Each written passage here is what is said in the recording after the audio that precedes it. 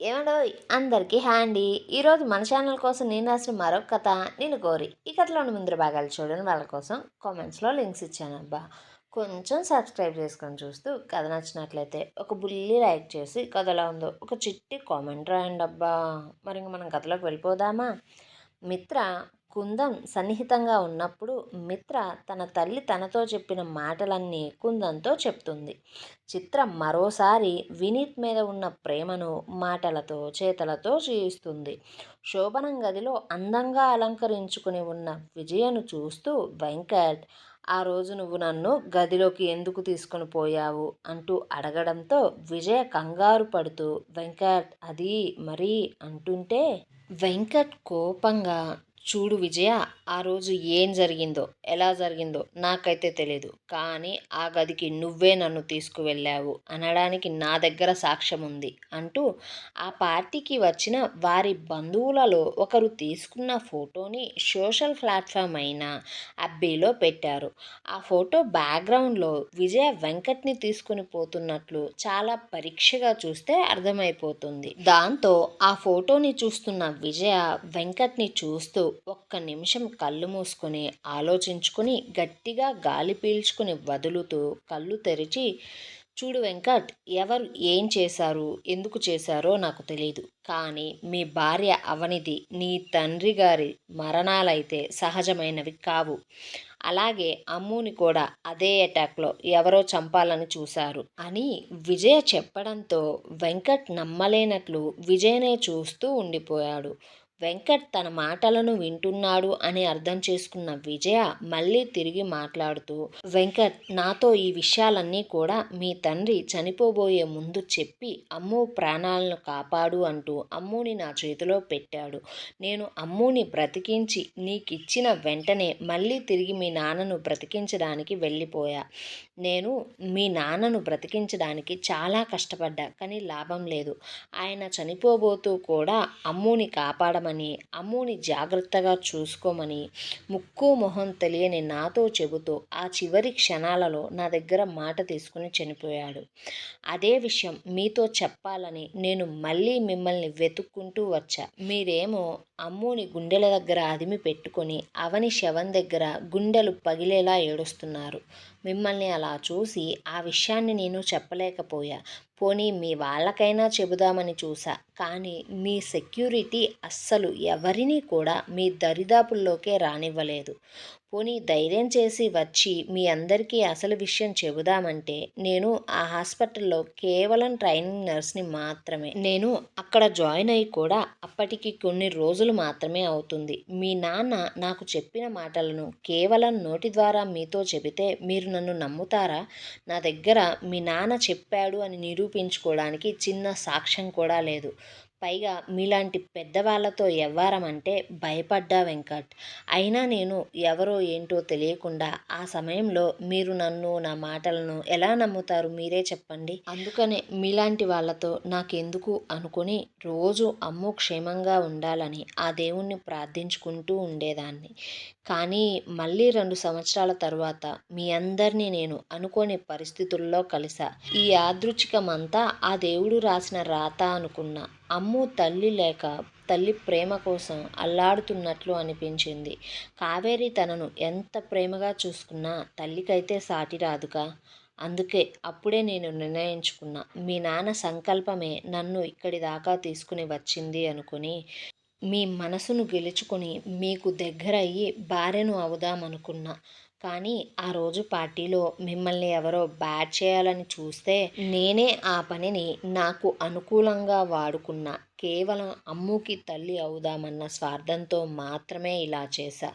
ఇందులో నాకు ఎలాంటి దురుద్దేశం లేదు వెంకట్ అంటూ విజయ తనకు తెలిసిన నిజానికి ఒక చిన్న అబద్ధాన్ని జతచేసి అందంగా అమాయకంగా చెప్పి వెంకట్నే చూస్తూ అతను ఏం మాట్లాడతాడా, అసలు నేను చెప్పిన విషయాన్ని అర్థం చేసుకున్నాడా లేదా అంటూ అతని ముఖ కవళికలను గమనిస్తూ ఉంది.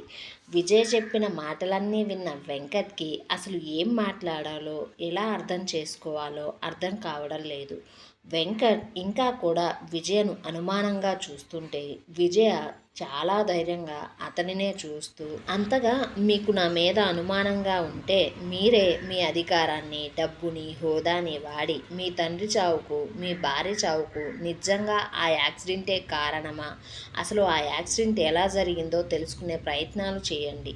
ఆ ప్రయత్నాల్లో నేను చెప్పింది అబద్ధమని తెలిస్తే నేను ఇంటి నుండి వెళ్ళిపోతా. నిజమని తెలిస్తే ఏం చేయాలో, ఎలా చేయాలో ఇక మీ ఇష్టం అంటూ చెప్పి మౌనంగా వెళ్ళి సోఫాలో పండుకుని పోయింది. అదే ఇంట్లో మరొక చోట అమ్ముని ప్రేమగా తలనిమురుతూ ఉన్న కావేరి వెనక నుంచి రాజ్ వచ్చి ఆమె నడుమును చుట్టేస్తూ, కావేరి, మనం ఈ గదిలో మాటలతో గొడవ పడకుండా చేతలతో మంచం మీద ప్రేమతో గొడవపడి ఉంటే ఇప్పటికీ అమ్ముకి ఆడుకోవడానికి తమ్ముడో చెల్లో అందించడానికి రెడీగా ఉండేవాళ్ళం కదా. కానీ అనవసరంగా టైం వేస్ట్ చేసుకున్నానే. ఇప్పుడేమో నీ చెయ్యి సహకరించడం లేదు. చివరికి పెళ్ళై 3 నెలలు అవుతున్నా ఇంత అందమైన పెళ్ళం ఉండి కూడా, ఆమె మీద కొండంత ప్రేమ ఉన్నా కూడా దాన్నంతా దిండు మీదే పరిమితం చేయవలసి వస్తుంది. నిన్ను గట్టిగా హగ్ చేసుకుని పడుకోవాల్సిన నేను దిండును పట్టుకొని పడుకుంటున్నా అంటుంటే కావేరి అందంగా సిగ్గుపడుతూ, చేసుకున్నోళ్లకు చేసుకున్నంత, అనవసరంగా కోపాలకు పోయి నువ్వే కదా రోజుకు ఒక రకంగా గిల్లి గజ్జాలు పెట్టుకొని మన ఇద్దరి మధ్య దూరం పెరిగేలా చేస్తుంది. ఇప్పుడు అనుభవించు అంటూ చాలా అందంగా నవ్వుతూ ఉంటే కావేరిని అలా చూస్తూ రాజ్ ఉండలేక ఆమెను మంచం మీద నుండి లేపి అదే మంచం మీద కూర్చోబెట్టి ఆమె మెడవంపులలో ఒక చేతిని పెట్టి ఆమె తలను మరొక చేతితో ఆధీనంలోకి తీసుకొని ప్రేమగా ఆమె మీదకు వంగి చాలా ఇష్టంగా కావేరి కళ్ళల్లోకి చూస్తూ చిన్నగా బుగ్గకు వేలిని రాస్తూ ఆశగా పెదవులను తాకుతూ అధరాల ముద్రల కోసం అనుమతిని ఇవ్వవలసిందిగా కావేరిని కళ్ళతోనే కైపుగా బ్రతిమలాడుతున్నాడు. రాజ్ని అలా చూస్తూ అతనిలో అంత ప్రేమను మొదటిసారిగా చూస్తున్న కావేరి సిగ్గుతో కన్నులను అందంగా కిందికి దించేసుకుంది. దాంతో రాజ్ అందంగా మూసుకున్న ఆ కళ్ళ మీద ముద్దులు పెట్టుకొని కొంచెం కిందికి వంగి ముక్కెరను ముద్దాడి సిగ్గుతో టమోటో రంగులోకి వచ్చి మెరిసిపోతున్న బుగ్గలకు తన అధరాలను అద్దుతూ ఉంటే కావేరికి రాజ్ మీసాలు కుచ్చుకుంటూ గిలిగింతలు పెడుతూ ఉంటే ఆ తీయని బాధ కావేరి తనువులో ప్రతి భాగాన్ని తట్టి లేపుతూ ఉంటే ఆమె శరీరంలో ప్రకంపనలు చివరికి ఆమె అధరాల వరకు చేరుకున్నాయి.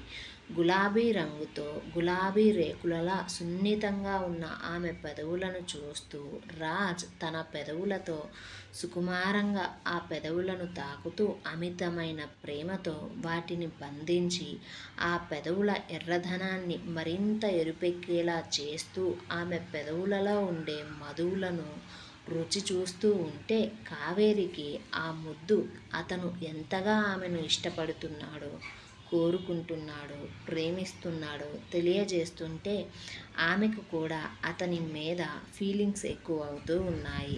అలా వారు ప్రపంచంతో పని లేకుండా ముద్దులలో హద్దులు దాటలేక ముందుకు పోలేక చివరికి వారి ఫీలింగ్స్ వారు ఆపుకుంటూ వాటిని అదుపు చేసుకుంటూ ఉంటే రాజ్ కావేరిని వదిలి తన ఫీలింగ్స్ తాను కంట్రోల్ చేసుకోలేకపోయేసరికి ఫ్రెష్ అయి వస్తా అని వాష్రూమ్కి వెళ్ళి షవర్ ఆన్ చేసి ఆ చల్లని నీటి కింద ఒక గంట గడిపి బయటకు రాగా అప్పటికే అమ్ము పక్కన కావేరి హాయిగా నిద్రపోతూ ఉంది.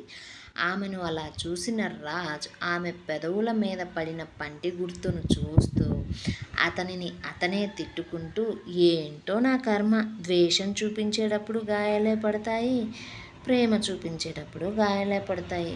మగవాడికి ఎలాంటి ఫీలింగ్స్ వచ్చినా సరే ఆడదానికి మాత్రం గాయాలే జ్ఞాపకాలుగా మిగులుతాయి. అయినా నాలాంటి వాడితో ఈ కావేరి ఎలా వేగుతుందో ఏమో అనుకుంటూ అమ్ముకి మరోవైపు అలాగే పండుకుండిపోయాడు రాజ్. తెల్లవారి అందరూ టిఫిన్ చేస్తున్న సమయంలో చిత్ర రాజ్తో, అన్న నేనింకా బెంగళూరుకి పోను, ఇక ఇక్కడే ఉంటా, ఎలాగో మిత్ర కూడా ఇక్కడే ఉంది కదా, నేను తను ఇక్కడే కలిసి చదువుకుంటాం, ఎలాగో మాది లాస్ట్ ఇయరే కదా, ప్లీజ్ అన్నయ్య అంటూ గోముగా అడుగుతూ ఉంటే మిత్ర కూడా భావననే చూస్తూ ఆమె ఏదో ఒకటి అడ్డుపుల్ల వేసేలోపే రాజ్తో మాట్లాడాలి అనుకుని ఆమె కూడా ప్లీజ్ అన్న ఒప్పుకో, నేను కూడా ఇక విదేశాలకు ఒక్కదాన్నే వెళ్ళి చదువుకోలేనన్నా, ఇక్కడే ఇద్దరం ఉన్నాం కదా, ఒకరికి తోడు ఒకరుగా ఉండి చదువుకుంటాం అంటూ ఉంటే వారిద్దరి మాటలు విన్న భావన వినీత్కి రాజ్ ఏం చెప్తాడో అని గుండెల్లో రైళ్లు పరిగెడుతూ దేవుడా ఒప్పుకోవద్దు అని మనసులో అనుకుంటూ ఉన్నాడు. కుందన్ మాత్రం అవును బావా, ఇక్కడే మా కాలేజీలోనే జాయిన్ చేయి, నేను కూడా తోడుగా ఉంటా కదా, కాబట్టి వాళ్లకు ఎలాంటి ఇబ్బంది ఉండదు అనడంతో రాజ్ మిత్రను చిత్రను చూస్తుంటే వాళ్ళిద్దరూ కూడా ముఖాలు చాలా జాలిగా పెట్టుకొని ప్లీజ్ అన్నయ్య అనడంతో రాజ్ గౌతమిని చూస్తే గౌతమి చిరునవ్వు నవ్వింది. దాంతో రాజ్ సరే అనక తప్పలేదు. అక్కడున్న వారందరూ కూడా వారిద్దరూ ఇక్కడే ఉంటున్నందుకు హ్యాపీ అయితే మిగతా ఇద్దరికి మాత్రం అన్హ్యాపీ.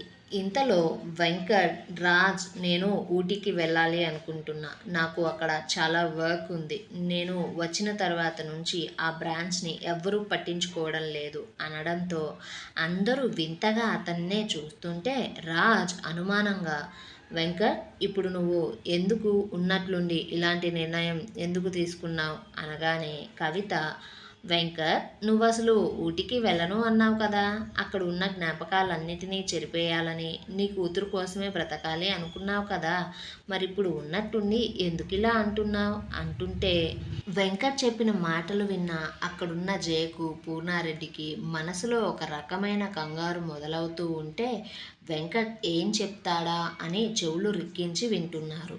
వెంకట్ విజయ్ వైపు ఒక చిన్న చూపును చూసి అత్తయ్య జ్ఞాపకాలు ఎలాంటివైనా సరే మనసు మోయాల్సిందే, అలా మోస్తున్నవాడు కొన్ని ఆలోచనలకు మరికొన్ని ప్రశ్నలకు సమాధానం కూడా చెప్పగలగాలి, నేను ఇప్పుడు ఆ సమాధానాల కోసం మాత్రమే పోవాలి అనుకుంటున్నా అంటూ అక్కడ ఎవ్వరికీ అర్థం కాని ఒక స్టేట్మెంట్ని ఇచ్చేశాడు. విజయ్కు మాత్రం వెంకట్ మాటలు అర్థమై ఆమె భావన వైపు చూస్తూ చిన్నగా కన్ను కొట్టింది.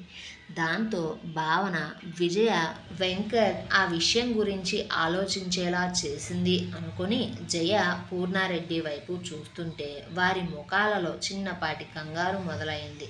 దాన్ని చూసిన భావనకు కొంచెం సంతృప్తిగా అనిపించింది.